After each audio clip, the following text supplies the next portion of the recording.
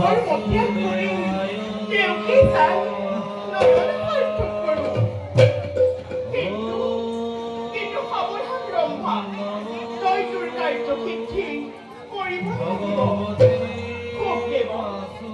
ভোগদেৱ প্ৰেমত মতলীয়া কৰি বৰ্ষই থকা ভাগৱত শাস্ত্ৰ চুৰ কৰি সিদ্ধি কৰিব লাগিব যুৱৰাজ বলিৰ কাৰ্য।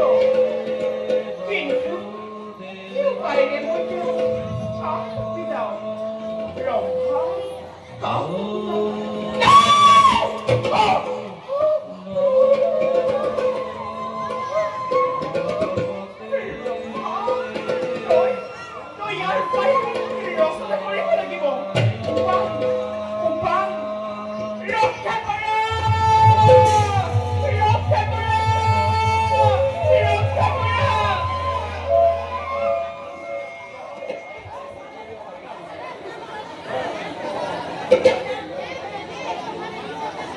অকস্মাৎ এই গভীৰ অৰণ্যৰ মাজত কাৰ আৰ্তনাদ।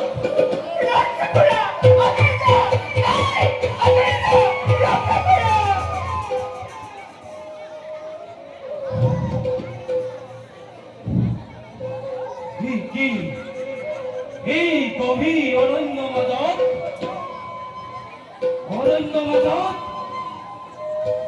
ভৱনৰ ওপৰত কোনে কৰে অত্যাচাৰ? ভাৰতেই নমক এই বিপদৰ সময়ত আৰ্তজনক বচোৱা আমাৰ প্ৰধান কৰ্তব্য। ৰমা দেৱী, ভয় নকৰিবা, ভয় নকৰিবা, মই তোমাৰ আছো সহায়।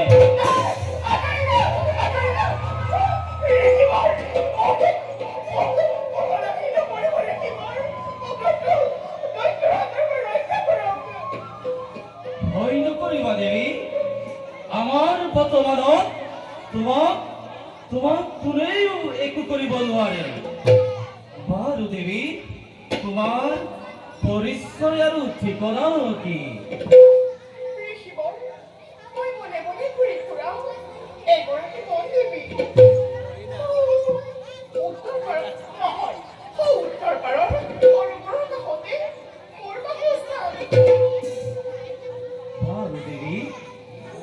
বাৰু দেৱী, তোমাক কোনে অত্যাচাৰ কৰিছিল আৰু কোন দিশে কৰিলে প্ৰস্তাৱ?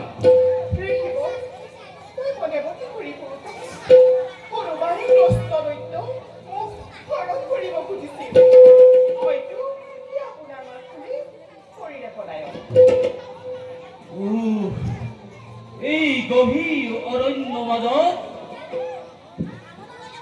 এই অবলাৰ ওপৰত পাশবিক অত্যাচাৰ। ভয় নকৰিবা দেৱী, ভয় নকৰিবা, মই তোমাক আশ্ৰয় দিম। সহজ সৰল শান্ত প্ৰকৃতিৰ আপুনি বাৰু পৰিচয় দিবনে মোক? দেৱী, মহামুনি ব্যাসৰ পুত্ৰ নাম মোৰ সুখ। এই নিৰ্ভীৰ অৰণ্য গৰ্ভত প্ৰভু শ্ৰী হৰিক বিচাৰি এই ধ্যানস্থ হোৱা মোৰ প্ৰধান কৰ্তব্য।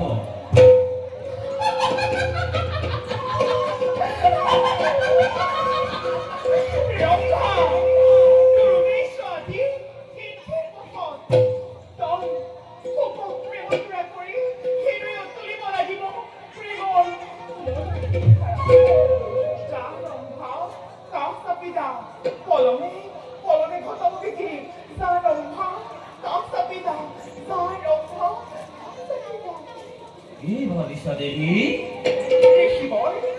ভাবিছো মানে শুনিছো আপোনাৰ গৰ্ভত ভাগৱত শাস্ত্ৰ আছে। ভগৱানৰ অপাৰ কৰোণাতেই মোৰ হৃদয়ত ভাগৱত আছে। ধন্য মোৰ জীৱন, যাক মই অতদিনে পঢ়ি হৃদয়ত কৰিছিলোঁ স্থাপন।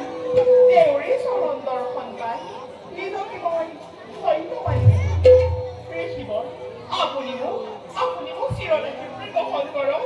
এয়া এয়া কি কাৰ্য কৰিছা দেৱী? এই কাৰ্য উচিত নহয়। যোৱা তুমি খন্তেক জিৰণি লোৱাগৈ। হে শিৱ, আপুনি মোক গ্ৰহণ নকৰিব। আপোনাৰ পুৰুষৰ নামৰ জীৱনটোৱে হ'ব আপোনাৰ। মায়া মোহে আবদ্ধ হৈ এই সংসাৰৰ মায়াজাল ভেদ কৰি যেই পুৰুষে পৰম ব্ৰহ্মক ধ্যান নকৰে তেওঁৰে হে জীৱন ব্যৰ্থ। জানানে দেৱী, হে শিৱ, কামনাৰ বশৱতী হৈ যি পুৰুষে যৌৱন ধন সম্পত্তি সকলো শেষ কৰে, শেষত নিজৰ প্ৰাণৰ নাশৰ কাৰণ হৈ পৰে। কিন্তু সেই কামনাক যদি পুৰুষে নুবুজে নৰকুণ্ডলৈ মৃত্যু আগবঢ়াই দিয়ে। হে শিৱ, যিবোৰ কষ্ট আপুনি যি পুৰুষে চৰিতাৰ্থ কৰিব পৰা নাই, সেই পুৰুষসকলে ব্ৰহ্মা, ইন্দ্ৰ আদি সৌৰ তেজস্বীসকলেও ব্ৰহ্মক দৰ্শন কৰিহে জীৱমুক্ত হৈছে। সেইসকলেও কিন্তু কামিনীৰ কামাকুণ্ড উপভোগ কৰিছে। দেৱী, হে শিৱ, তোমাৰ ৰক্ত মাংসৰে গঠিত এই দেহ বস্ত্ৰ আৱৰণ পৰিধান কৰি তুমি অতি সুন্দৰ হৈ মোৰ মুক্তি পথ ৰুদ্ধ কৰিবলৈ আহিছা। এয়া জানো তোমাৰ মহাপাপ নহয়নে দেৱী?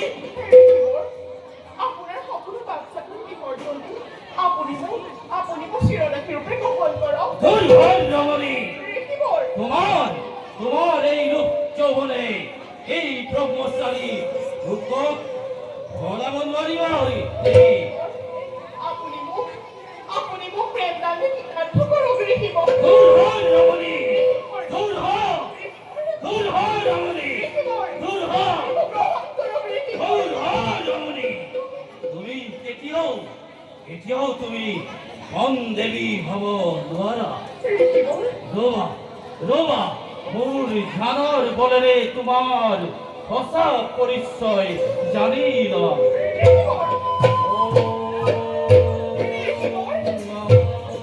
ভগৱতে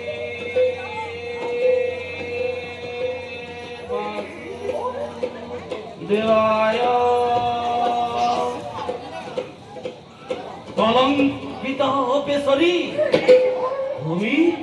তুমি যি উদ্দেশ্য লৈ মোৰ কাষ চাপিছা সেই উদ্দেশ্যত কেতিয়াও নহয় সফল।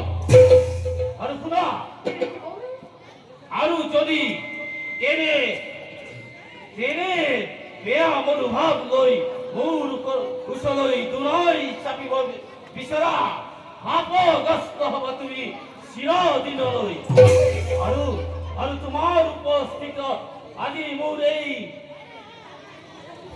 সত্ৰ কলংকিত কৰিলা। যাওঁ মই এতিয়াই এই আশ্ৰম ত্যাগ কৰিলো।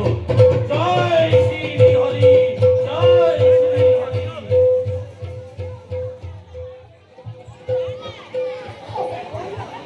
সঁচাকৈ শক্তিবান চবেই গুচিবলৈ নদীখনলৈ। মোৰ এই মোহিত ৰূপেও তেওঁ ভুলিব নোৱাৰিব। ধন্য সুখদেৱ, ধন্য তোমাৰ ব্ৰহ্মচাৰ্য ব্ৰহ্ম। কিন্তু ৰংধাম এবাৰ নহলেও বাৰে বাৰে শেষ